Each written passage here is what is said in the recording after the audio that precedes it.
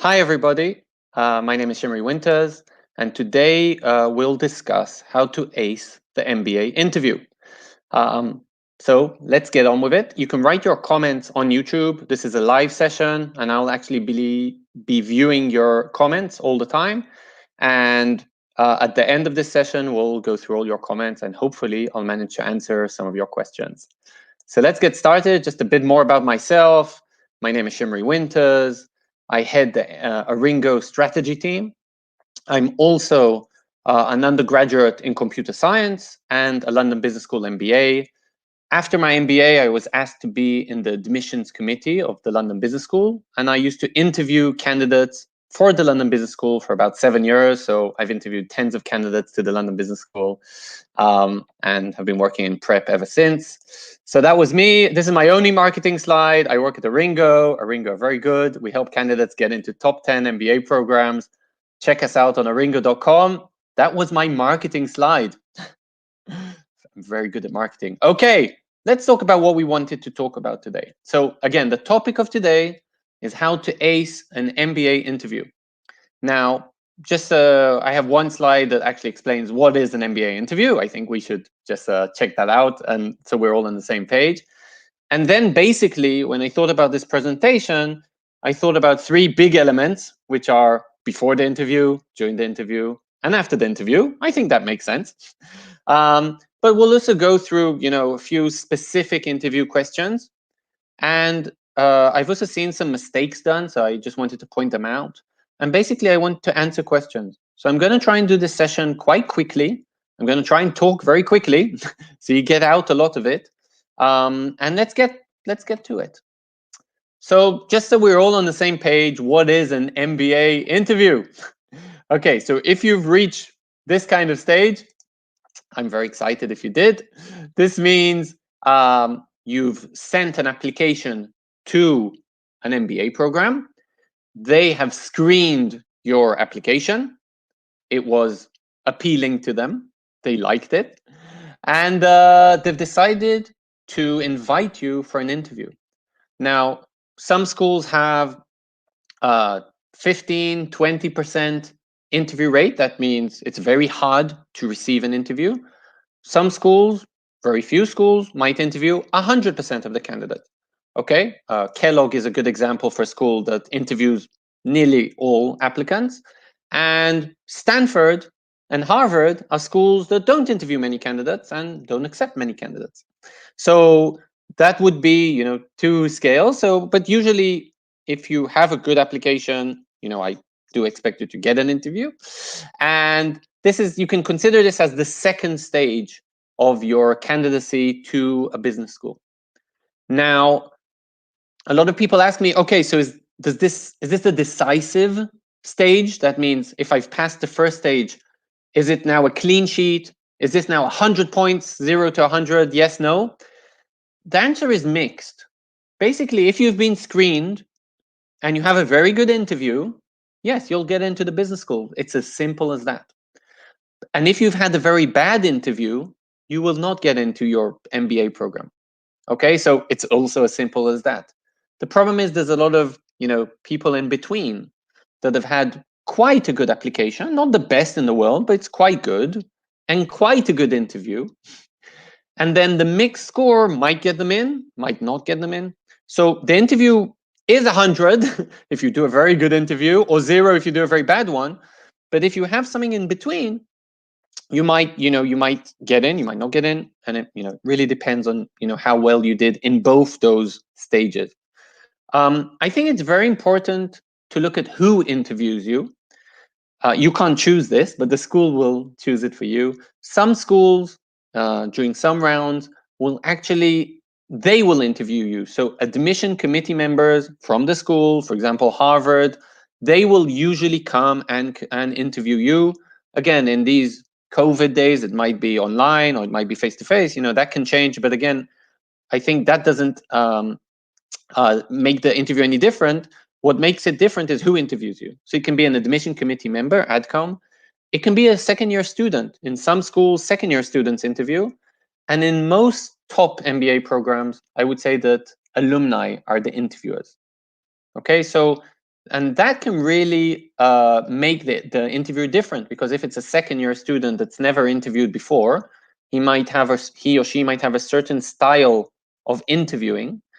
And if it's an admission committee member who's interviewed 1,000 people, they might have a different style of interviewing. So that's a bit about who might interview you. Right. I kind of put here what we're not going to discuss in this session. Just wanted to have kind of a nice rules for this presentation. What I wanted to discuss is the second stage of an MBA application.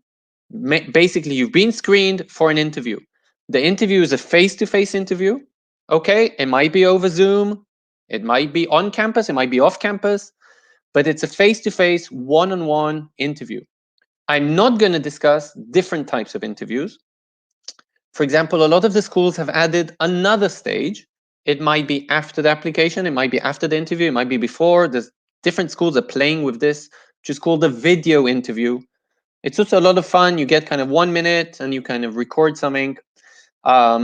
There's some programs that have a presentation or even a case, like Cornell Tech or HEC Paris or London Business School.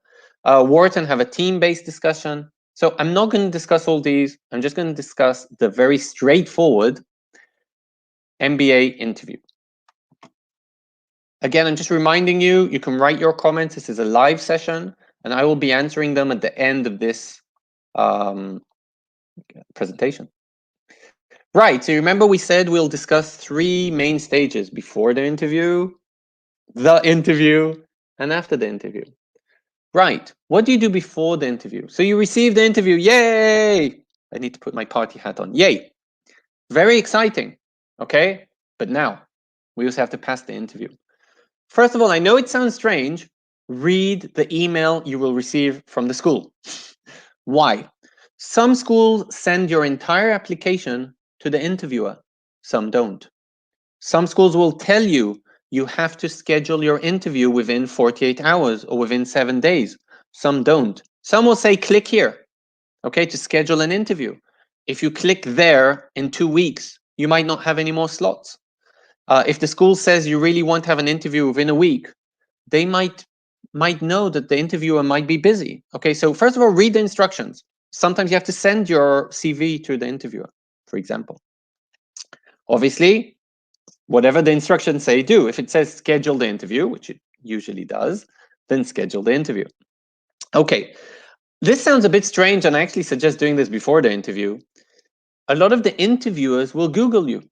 Now, if your CV says you work at McKinsey and your LinkedIn says you worked at Coca-Cola, that's an issue. Okay, so just make sure, just Google yourself a bit. I would do this before the application. Just make sure that what you're sending the interviewer and what shows about you online, in your online presence, mainly LinkedIn, are aligned. I think that's important. There's no shame in researching your interviewer.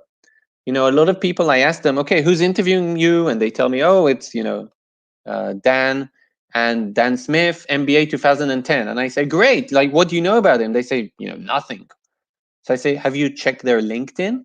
And they tell me, no, I don't want him to see that I've checked him. Why not?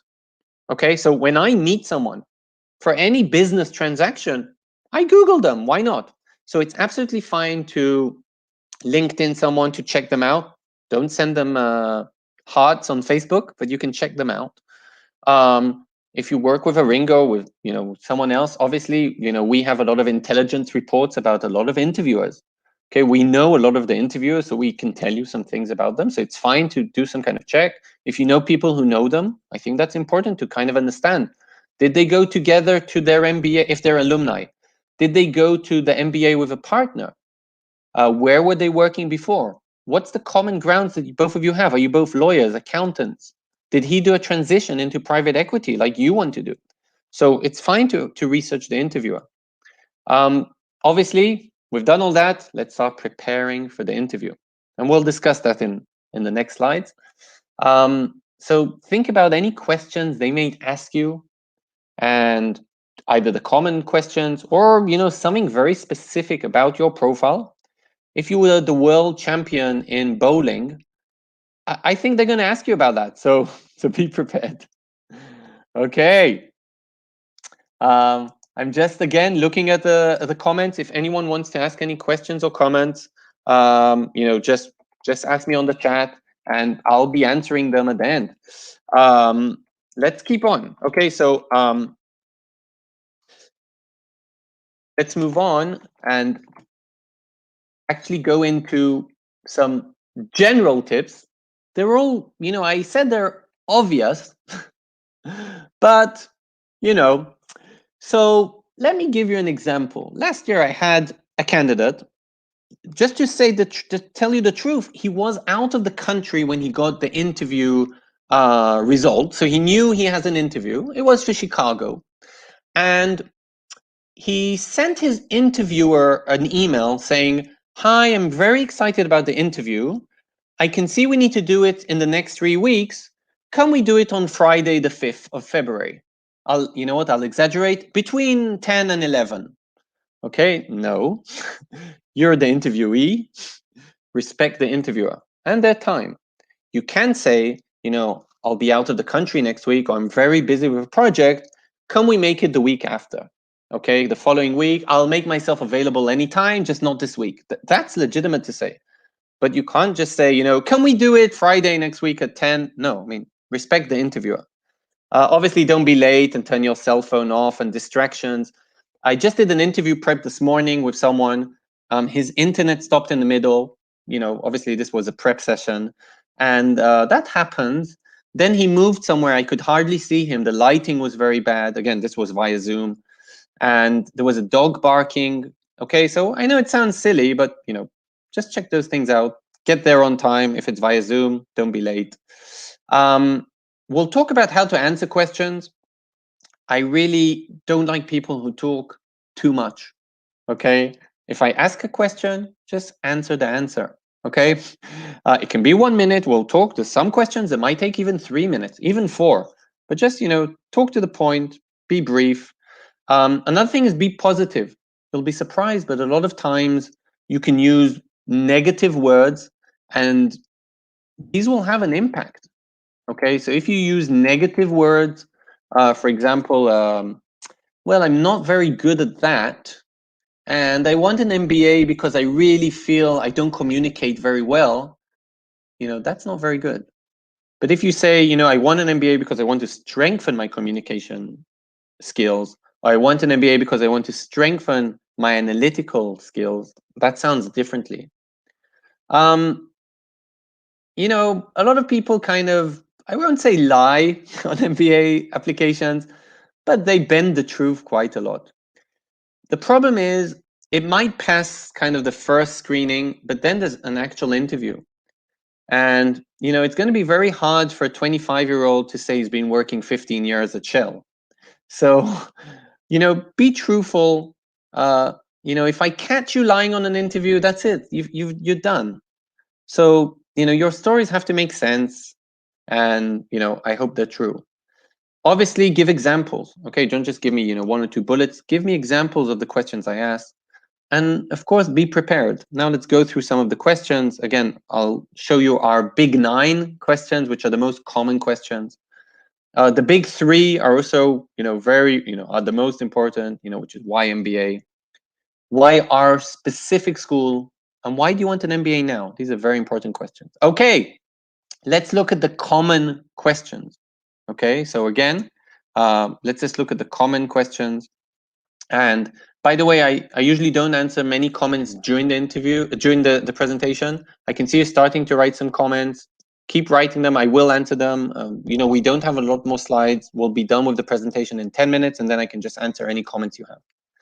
So these are the kind of common interview questions. What we do at Ringo is after every candidate finishes an interview, we actually go and interview them and ask what they've been asked, etc. We've worked with thousands of candidates, times that via 3 or 4 interviews that each of them get. We've had a lot of interviews, and we've screened quite a few of them to find the most common questions. And these are the questions. I don't think they'll surprise any of you. Okay, so the most common question is walk me through your resume. That's the most common question. Then we have those three we discussed before. Okay, why MBA? Why now? And why us? This is a very important question. We'll touch it soon in the next couple of slides. A lot of the MBA essays were about your career goals, right? Why do you want an MBA? And where do you see yourself in 5 years, in 20 years? This is a classic MBA application essay. And this is a classic MBA interview question. Strengths, weaknesses, those kinds of questions. A question that I've heard more and more in recent years, especially by AdCom members, is if there's something we should be concerned about you, like the interviewer about the interviewee. That's a very tough question to answer. There's a couple more. Yes, your biggest success, biggest failure, and again, I'll discuss some of those. And most interviews will finish with, do you have any questions for me? So I used to, ask that always, and you'll be surprised, even that is part of the interview, because the questions you're asking me, if you're asking me really silly questions or something like that, I might feel you're not a good candidate. So the interview starts and finishes when the Zoom is switched on and off, or when you enter the interviewer's office or coffee shop and come out. Okay, so the entire interview is the entire interview. You can't say that the last section wasn't an important part. Okay, so now I've chosen, I think, 5, of the key questions, and I just wanted to discuss them a bit further. So, the first question usually is, walk me through your resume. At Ringo, we have a very active consultant forum where we're discussing things and trying to compare stories. We're very collaborative. And we have our usual question before round 1 and round 2 is, walk me through your resume, or tell me about yourself. Are they the same questions or not? And obviously they're not the same questions, but should our candidates answer them in the same way? So the simple answer is no, it's not the same question, and you should probably not answer them in the same way. Tell me about yourself is kind of more personal, and I'm 31, and I live in New York, and I love surfing. And walk me through your resume is, let's walk through your resume. But actually, in both questions, we want to see the same things. We want to see your academics, we want to see your professional career, and we want to hear about your extracurricular activities. So in both questions, we kind of look for the same things. So you can try and practice answering them in the same way. There's no right way to answer it. Okay, I've seen candidates just go, the most popular one is kind of in chronological order, usually after high school, 18 or 19, I started university, I went to study something specific because I loved economics, I tried that, and I added I majored in finance, and I, did a few courses on whatever. And then I went to work in a bank. Okay, so now I go into my professional experience, and I actually did a few jobs there in this bank, and my achievements were very nice. And that's it. And I, out of my professional experience, I love cooking and running. Okay, so that would be just a chronological order, and it works. A reverse chronological order, that works as well. Hi, I'm John, I'm 31. Today I work as a bank manager. Before that, I was a bank deputy. And before that, I got into an entry position in the bank. I got this position through my university degree, which was in finance. That works as well. And by the way, I love running. That can work as well. Another way, again, just ways on whatever works best for you, is you can state your position and then go chronological. All these work. What doesn't work is a very unorganized answer. I was giving today another interview prep session in the morning, and an amazing candidate. On paper, one of the best candidates I've seen, but he gave me a very, very unorganized answer. He started with talking about his business, then he talked about his university, internships, went back to the business that he is in today, then he went back to where he used to be in university. He didn't mention any hobbies, and it was just very unorganized. So just practice this. It can't be much longer than 3 minutes. So this is actually a very tough question to answer. One last thing is, I always like to finish with kind of, and I'm here today because I'm looking for my next challenge, and now I feel that I'm ready to do my MBA. I can elaborate about that later, etc. So you don't have to answer the why MBA question, but you can kind of point the interviewer to that direction in the next question. So that's a bit about walk me through your resume.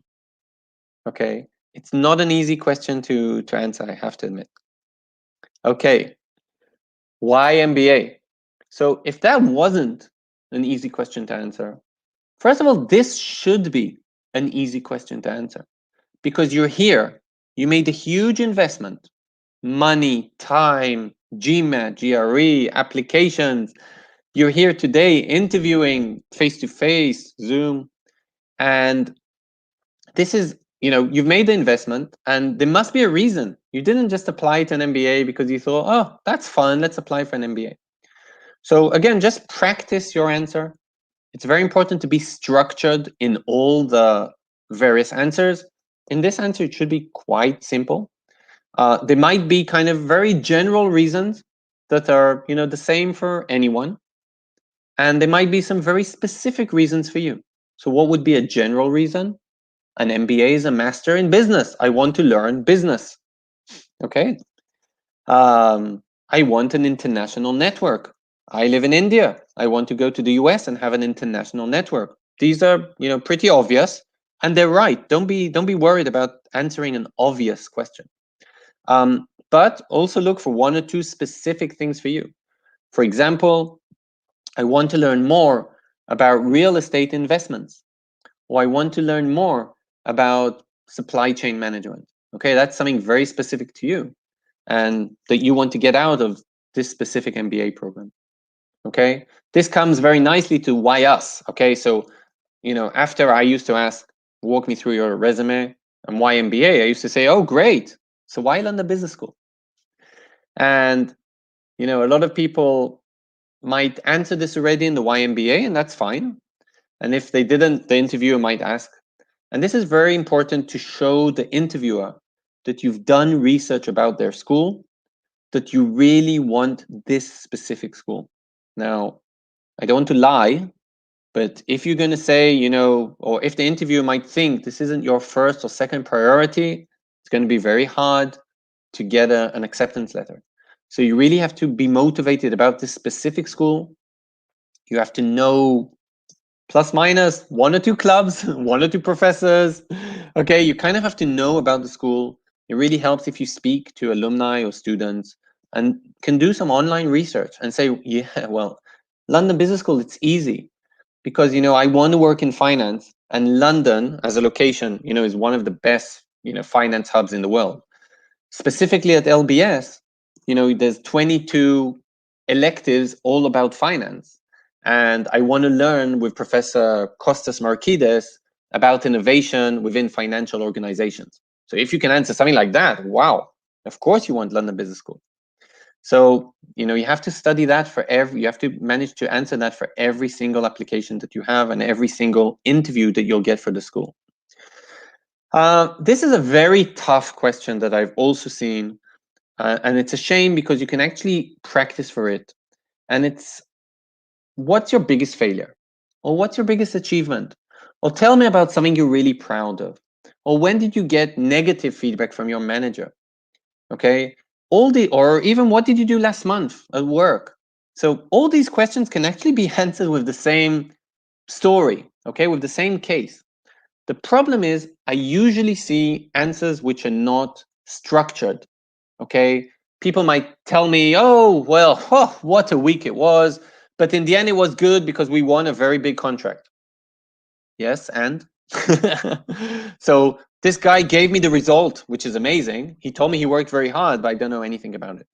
A lot of other times I get kind of, well, listen, two contractors were fighting on us and they weren't, they were getting nasty and I had to choose between them and there was a lot of money here and it was a very tough week. Okay, that sounds complicated. What did you do? Was there a result in the end? So a lot of these answers are missing different elements. Now you can use a star, you can Google it, you can use star structure, you can use your own structure. It doesn't really matter how you answer the question, as long as you don't forget all the elements. Let me suggest my Shimri structure. trademark or whatever you want, just very similar to the star structure. And basically, I always like to see a background to the story. Okay, so what was our story? There's two suppliers and they're fighting on us because there's only one contract we can give them. And I need to decide. Okay, so there's two suppliers, they're bad mouthing the other people, and it's very hard to know who to choose.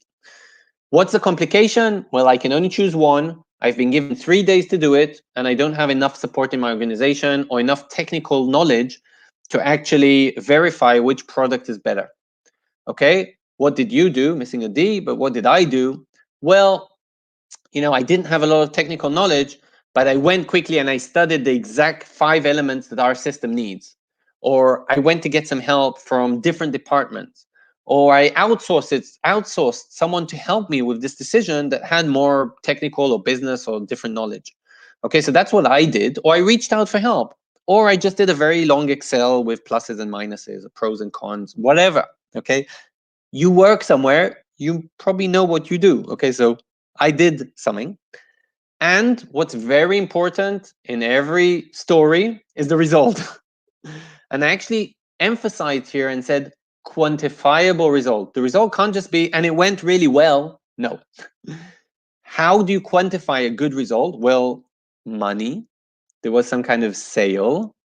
Or maybe your boss told you, yeah, that went really, really well. Or maybe the customer, if it was some kind of consulting project, sent a letter to your CEO saying, wow, Shimri was really good.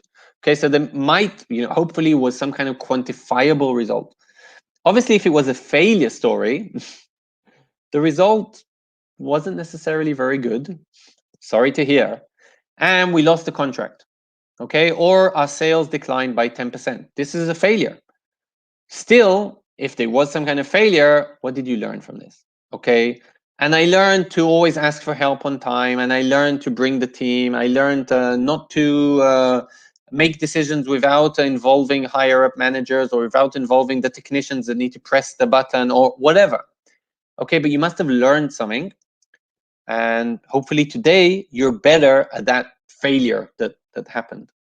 So that's how I like to tell or give an answer for an achievement or for a failure question. And again, I think if you prepare the regular questions, why MBA, why now, future goals, and walk me through your resume, plus prepare three stories. Okay, I call them stories, but they're cases from your past. In this kind of structure, you probably have 80% of the interview. Okay, so this is all you need. And then again, there might be 1 or 2 questions that we can't guess in advance, right? I don't know how many golf balls are sold in the US every year. That, I couldn't guess that there would be that kind of question. So it's hard for me to prepare you. So then when we finish with the interview questions, and remember, we're still in the interview will thank you and say, okay, the interview is finished. By the way, if you two are international, if the interviewer is an alumnus and you're an international candidate and he comes from your country, he might move to a different language or local language. He might say, okay, do you want to ask me anything? You can be frank, whatever. Again, remember, this is part of the interview. Now, what I didn't like when I was an interviewer was when the question was very, very hard. Okay. I think someone asked me last year when I was preparing them, do I think the Brexit will help the British economy in the long run? Come on, like smarter people than me don't know the answer to that. Okay. Do I think that because Trump won't get reelected, will the visa situation, I'm not in place to answer that.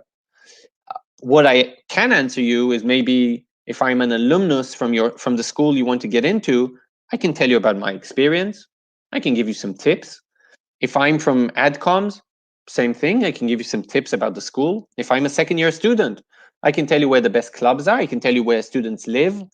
Okay, so ask me not very complicated questions. On the other hand, don't ask me stuff that I can find online. Okay, how many students are there at London Business School? Google it. Okay, you don't need me for that.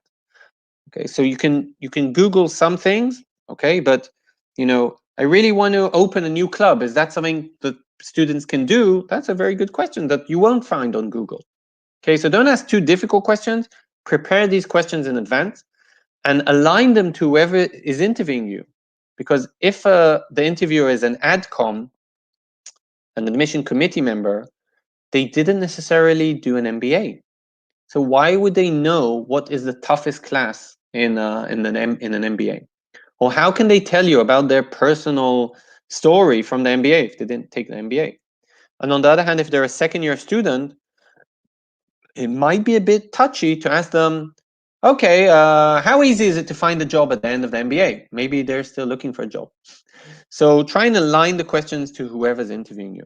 Okay, guys, we only have like 2 more slides and then we're done. So you can start asking questions. And again, this is a live chat and I will try and answer as many questions as I can. These are some interview mistakes that I've seen. I think the most horrific one was that again, to his defense of the applicant, first of all, it was a mock interview and it was one of my clients. And to his defense, he didn't prepare anything. I didn't send him prep material. I didn't tell him what to do. And I just asked him, tell me about yourself. And he answered me 25 minutes. Now, again, I could have stopped him. At some stage, I don't know what I was thinking about. It was so long. Okay. So, that was so long. More mistakes are not answering the question. I know that sounds strange, but if I ask you, what's your biggest failure? And you say, wow, well, we had this case of work where there were 2 suppliers fighting each other. And it was really complicated. And, yeah, it was tough. Okay, but what's your biggest failure? Okay, so try and answer the question. Another not answering question is just not being very structured. Okay, if you give me like an answer which is all over the place, I'm going to lose you. I'm just not going to follow your thread of thought properly. So, try and answer the question in a very structured way. Oh yeah, I love the one, so why LBS? And he said, well, if I don't get into Harvard, I think that's a great backup. Not on my watch, it is, okay? I'm an LBS alumnus. I love my school. If this isn't your number one choice, I'm not going to give you an admissions. So, okay, you have to show enthusiasm to this specific school. I hate people being late. I hate people, with their phone on. Not good. And another thing that I once had, again, it might be me, it might be I'm very touchy, etc. At the end of the interview, this was a real interview, the guy started name dropping. And he kind of said, oh yeah, I spoke to Tom and I spoke to David and they both say hi. And I was like, okay, I know who Tom and David are, but I just didn't feel that was appropriate. Now, it might be appropriate. And if, in certain situations that might be appropriate, this wasn't, okay? From various reasons, again, so this is maybe something very personal, but, just be careful with, trying to name drop too much, okay? If, subtle things are sometimes best. And, I wrote here kind of be humble, okay? If you're an impressive candidate, your application will speak out. Even walk me through your CV, okay? I worked this year with literally the most, well, I won't say, I've actually worked this year with amazing applicants, okay? But I've had amazing applicants. And when you see their resume, when they walk you through their resume, or even if when you read the first essay, you can see they're exceptional candidates. Okay, the only thing I want in the interview is just to see that they're kind of okay people and I would like them in my class. I don't need to check if their career is impressive. That's obvious. So I'm asking the questions of basically, I just want to learn who you are. So just be humble, okay? And don't, go over your way and showing how amazing you are because, I might not like that kind of style. Okay, last slide kind of thing, okay? Because the interview's done. What can you do now? Well, not a lot, okay? I just want to be honest. My nails are pretty short. Okay, this is nail biting season. Okay, people are waiting for their interview. People have been interviewed and are waiting for the final result. Okay, so my candidates, there's not much to write right now. Round 2 is done in January. and they're just waiting for, for results. So there isn't a lot you can do. On the other hand, it's very polite to write your interviewer a thank you letter. Now, the interviewer may have filled out a report about you 3 seconds after the interview. Okay, so I'm not saying this will help in any way. I'm just saying this is polite. And the person in front of you, have they be an alumnus, student, or admission committee member, these are people you want to stay in touch with. Okay, you might I don't know, your ways might cross in the future as well, even if you don't go to this business school. So just be polite and say thank you so much. Okay, great. I really enjoyed the interview. Or thank you for making a very stressful situation less stressful. Okay, that can be, nice and polite. This is something that I've been practicing in the last years. It really depends who interviews you. It doesn't work very well with second-year students. It doesn't work very well with admission committee members, but it can work with alumni, which is if you get dinged, if you don't get the response you wanted at the end, you don't get an acceptance letter, or even if you do, I would definitely share the result with the interviewer. And you can say, hi, John, I got in, yay, let's have a drink. Or, unfortunately, hi, John, I just wanted to share the news that I actually got a rejection today. Obviously, I'm very disappointed. MIT was my #1 choice. I did get into Kellogg, yay. Or I didn't. And, if you have any feedback for me, I would love to chat one day and just hear whatever feedback you have for me. Again, this is legitimate. John might not even answer, okay, if he doesn't care about you too much. He might answer and say, I'm shocked, or yes, I think you could have done better, etc. And that's really up to John. He doesn't owe you anything. But I think, that's also nice to keep some kind of relationship with the interviewer. Again, who knows when your ways might cross again. And maybe, just maybe, he'll give you, or she will give you, very valuable feedback. Again, this is just one interview in many business interviews that you will have in the future. Okay, some might be for MBA programs, some might be for different environments and for jobs or something like that. And if you're the kind of person that can receive feedback, and I hope you are, why not ask for it? Okay, but basically, apart from that, not much you can do. Okay, so I think we're done. Okay, so we didn't have any marketing slides. So Aringa, very good. We help with the entire stages of the application. From the prep stage, we have a lot of people that just want kind of a profile assessment or want to try and need help in scheduling what to do in the next 2 years and how to get into an MBA program. And we actually help a couple hundred people every year get into top MBA programs. The way we do it is, help them with the application process from the beginning to the end, to the interview preparation, of course, and hopefully to some scholarship negotiations. So that's us, that's me. Feel free if you want some kind of specific question. You can always email us. You can always email me. You can always check us out online, aringo.com. And you have here my personal email. If you want to ask something specific, feel free to do that. I just like CVs first, so I know who I'm talking to. So if you tell me who you are, I'll actually be able to answer more specific questions. Like I said, that's it. We finished. 40 minutes. Yay. And I'm going to now go through the questions you're asking. I can see them. We're on YouTube Live. Thank you, GMAT Club, by the way. Never said that, for hosting me. And I'm starting to read out some questions. Okay. So question number 1, how similar is a MIM? MIM is Master in Management. How similar is a MIM interview to an MBA interview? And their answer is it's pretty similar. The thing is, your profile is very different, right? So you don't have 6 years of professional experience with 4 promotions. You're much younger, and you might be in your last year of university. So the interview can be similar. On the other hand, again, the questions will be more specific around MIM, maybe around your academics, and more about your future plans than your actual professional experience. Okay.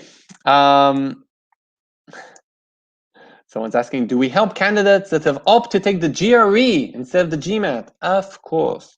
So all schools, all top MBA programs, are indifferent to GMATs or GREs. Okay, I know there's a lot of rumors about this. They're all not true. They're all indifferent. You can take the GRE, you can take the GMAT, and you can apply with that. In both, you'll need very good scores for good top schools. But it doesn't matter which one of those you decided to take. A very good question about, should the stories, you remember I told you prepare a couple of stories, should they be only professional or can they also be personal? So, again, not everybody, I think I wrote prepare 3 or 4 stories. Not everybody has 3 or 4, really good stories that they're proud of, biggest achievement in my previous job and biggest achievement, in the previous job before that. But ideally, if you do, the best thing is to have, a very big achievement or failure from university, a very big achievement from your first job, a very big achievement from your current job, and maybe something that you're really proud of from your personal life. Again, very easy for me. I did a prep a couple of hours ago, and I asked, what's your biggest achievement? And he answered very nicely. And he said, I've had a lot of professional achievements, and I would be happy to tell you about them. But the achievement I'm most proud of was helping an organization that helps the homeless in my city. Okay. And you know what my answer to that was? Great. And he gave me the story, and I said, that's a very interesting story. Now, can you tell me also a professional achievement that you had? Okay. So I like the story. And if I wanted a specific professional achievement, I just ask for that. Okay. So that's that. But they're good. I like personal stories as well. Okay, another question. I recently got a promotion. Yay, congratulations. After I submitted my application. Okay, now I understand the question. You updated your LinkedIn. Okay, 2 options here. I don't know when this was, etc. And was it in the same company or not? But people do get promotions. You may have applied to business school in January and you got a promotion in February and your actual interview is in March. Okay, stuff happens. That's fine. A couple of options. If it's something completely different, you can send a very short line to the school. I just wanted to tell you, I left PwC in January and I joined Deloitte in February. Okay. Another thing is you can update the interviewer. Okay, in the walk me through your resume, and you can just tell them, oh, just by the way, I applied 3 months ago. Since I just got this fantastic promotion, so it's actually not even in the resume. Okay, so you can send a line to the admissions. I haven't seen that done too many times unless it's very important. But if you don't do that, yeah, I would definitely try and mention it very early on in the actual interview. Okay. So that was that. Good, lots of questions. Thank you, and I'll try and answer all of them. Okay, so this is also a question I get quite a lot. I haven't been involved in too many community activities. Okay, so this person maybe hasn't volunteered. I wouldn't say you have to have community activities. Okay, when I look at an MBA candidate, I look for 3 factors. Okay, academics. Are your academics good enough? Okay, so if your GPA is horrible, your GMAT is terrible, that might be a problem because there's a course here, and a lot of, especially adcoms, will have a problem with that because ultimately their product is education, and if you're not very good at that, that's an issue. Second thing is professionalism. Okay, have you advanced? Are you I don't know, better than your peers? Does your manager think you're good? This is very important. So your professional advancement. And the third thing is very hard to name. You can say extracurricular activities, but I just say it's everything else. Maybe you just have something very interesting about you that other candidates don't. Maybe you just like reading books. I don't know. Maybe you went to a physics Olympics when you were young, and since then you are a maker with your 3D printer at home. It doesn't always have to be volunteering per se. But I would like interesting candidates. Okay, because remember, I'm looking for someone to be with me in the class. I would like someone interesting. If you don't have any community activity, nothing, zilch, yeah, that's a bit of a problem. I would like to see at least one volunteering. And today, again, I'm sure you can find something to do either via your workplace or your university or just in your community. So I would like to see kind of at least one thing, but it doesn't have to be kind of the biggest volunteer. You know, you don't. Not everybody builds an orphanage in Africa. Okay, it doesn't have to be the biggest thing. Okay. Does London Business School accept candidates who took the GRE? I think I said that. Definitely yes. You can take either the GRE or the GMAT. That's absolutely fine. Okay. Deferred MBA programs. So a deferred MBA program is something which is quite hot in the last few days.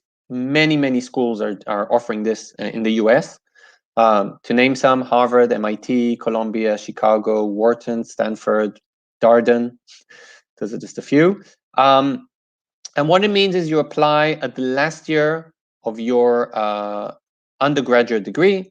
And if you get in, you can actually go and work 2 years or 3 years, depends exactly which program, and then come for your secured MBA. So you kind of secure a seat for 2 or 3 years ahead.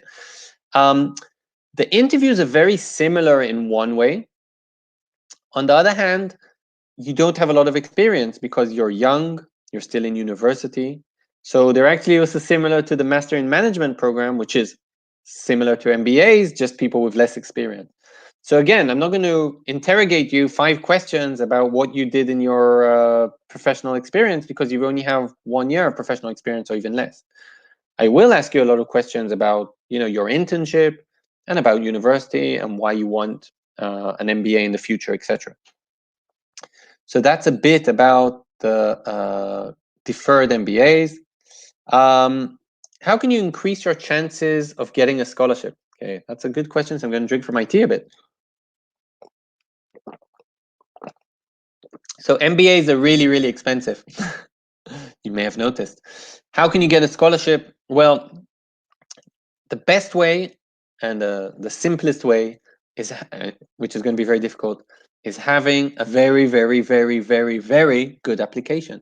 Okay, so if your GMAT is very high, your application is fantastic, you interview amazingly, you're going to also get a scholarship. Okay, there aren't any shortcuts in that route. I don't think in the actual interview there's much you can do because beyond just having a very good interview. Okay, you can be straightforward at the end and say, you know, is there something I can do to increase my scholarship chances? But you have to be very humble and say, like, okay, if I get into your prestigious school, and I really hope to, I'm going to have to fund it. What are my scholarship options? You can definitely say that. Although, again, just be a bit careful. I always kind of say, let's get you in first and then try and worry about the scholarship. So someone asked me, what's my impression on not taking the GMAT or GRE? And this year, there are quite a few schools that gave GMAT waivers. Some schools, you can just apply without the GMAT. I think the most noticeable ones are MIT. I saw that in Boston University. You can just apply without a GMAT or just tick somewhere a box. In many other schools, there's a GMAT waiver option. You might have to ask for that GMAT waiver. Darden, Virginia, McCombs in Austin. Cornell, I saw that recently. And USC in the 1-year IBER program. So there's a few schools that have, you can check out our website. I'll put your link at the end. And there's a few schools that you can apply to without the GMAT this year, and you might have to ask for a GMAT waiver. These schools are all accept.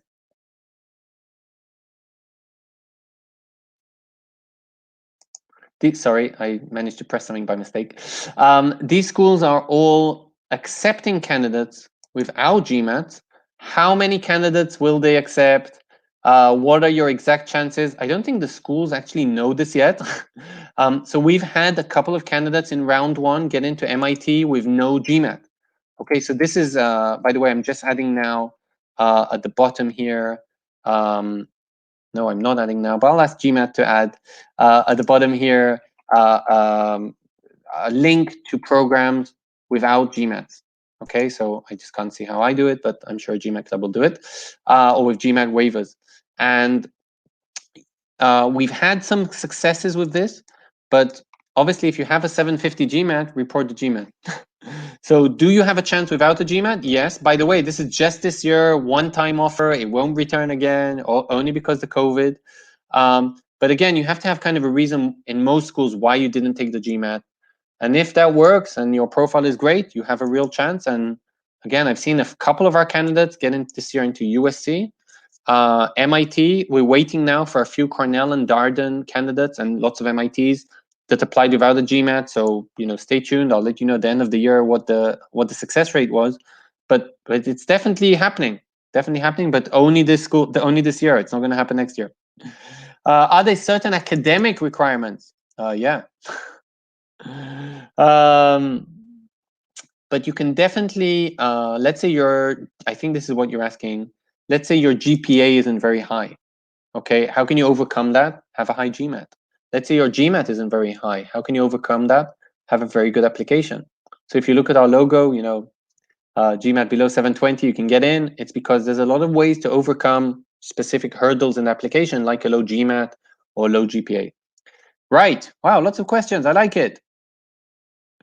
Okay, so okay, this is a great question. Someone took a gap, didn't work, to study for the GMAT.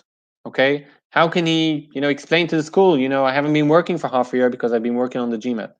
Well, it's very specific. I can see you haven't been working for 7 or 8 months. That's starting to be quite a long period. Okay, if you're going for a master in management program, these programs don't necessarily need for you to have a long business experience. For an MBA, might be an issue. So this is a very specific issue. And again, we're going to have to overcome this somehow in your application, but hard for me to tell you exactly how to do that. Okay. I'm just trying to go into questions that we haven't answered so far. How does London Business School like people who are looking to pursue an MBA in marketing? They love people pursuing an MBA in marketing. They love people pursuing an MBA that want to do tech. They love people to pursue an MBA to want to do consulting.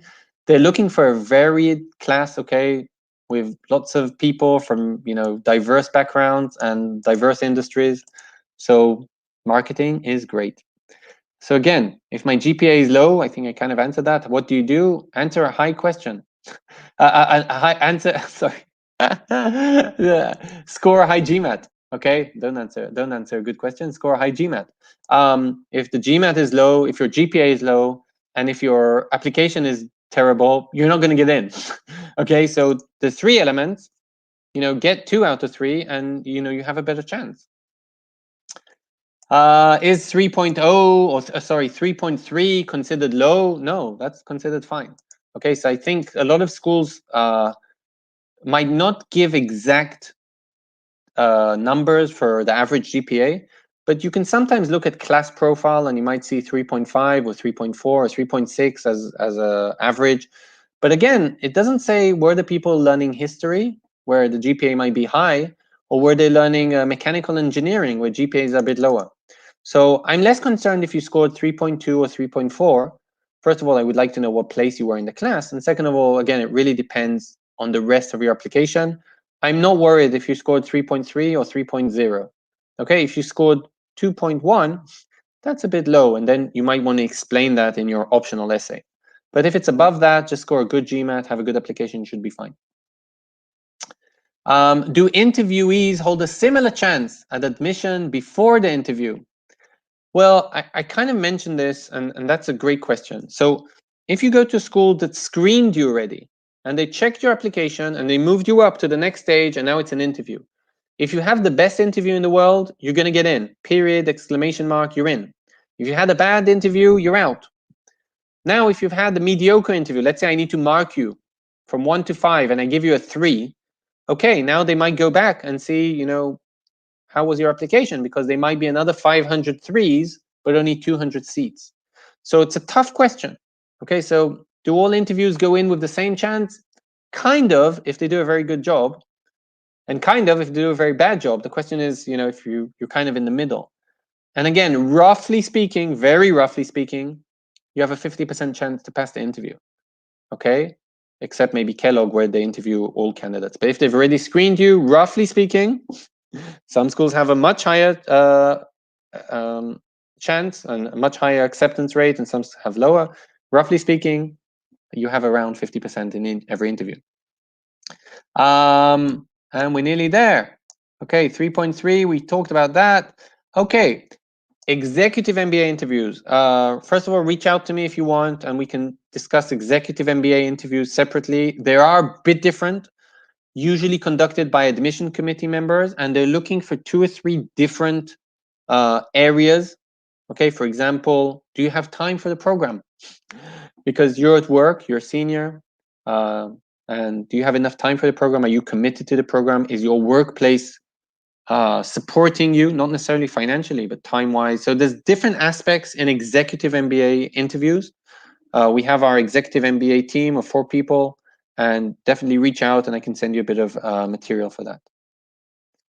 So I enjoyed it, and I hope you did. That was it from me for now. You have my details. Check us out on aringo.com. Thank you, GMAT Club, again for having us and hosting us. And I hope you all get into your top MBA programs that you wish to get into. And I wish us all health and happiness.